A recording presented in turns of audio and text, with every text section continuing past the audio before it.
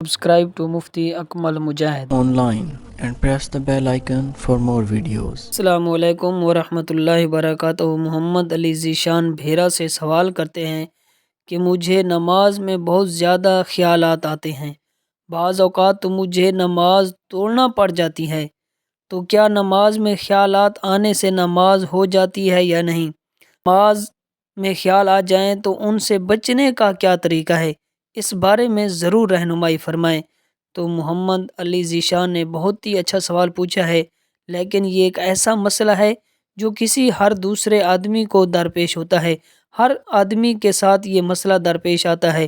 تو اس حوالے سے حضور نبی کریم رؤوف الرحیم صلی اللہ علیہ وآلہ وسلم نے ارشاد فرمایا، جو نماز کے درمیان خیالات آتے ہیں تو یہ شیطان کی طرف سے آتے ہیں، اور جب تم نماز پڑھنے لگو تو بائیں جانب منہ کر کے لا حول ولا قوت الا باللہ العلی العظیم پڑھ کر بطور نفرت تھوک دیا کریں، تو اس تھوکنے کی وجہ سے شیطان آپ سے دور بھاگ جائے گا۔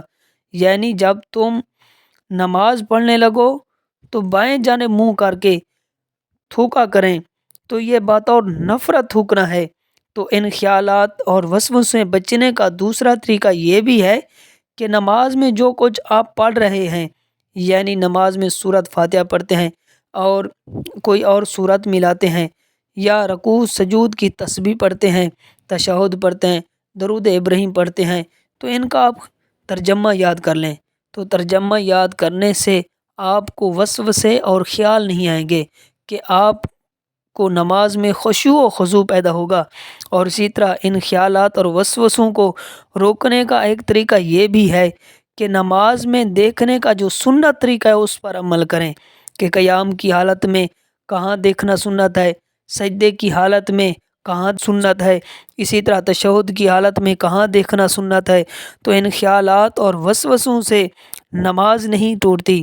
یاد رکھیں کہ اگر نماز میں خیالات اور وسوسے آ جائیں تو نماز نہیں ٹوٹتی، لیکن ان خیالات اور وسوسوں سے بچنے کی ضرور کوشش کریں، کیونکہ اس سے نماز کا خشوع و خضوع قائم ہوتا ہے۔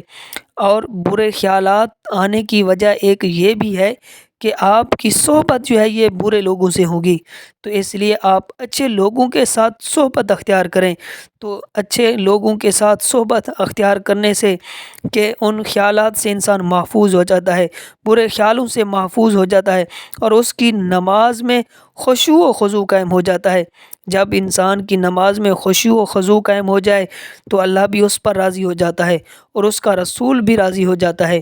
تو امید کرتا ہوں کہ یہ مسئلہ آپ کو سمجھ آ گیا ہوگا۔ اللہ تعالیٰ آپ کو اس پر عمل کرنے کی توفیق عطا فرمائے۔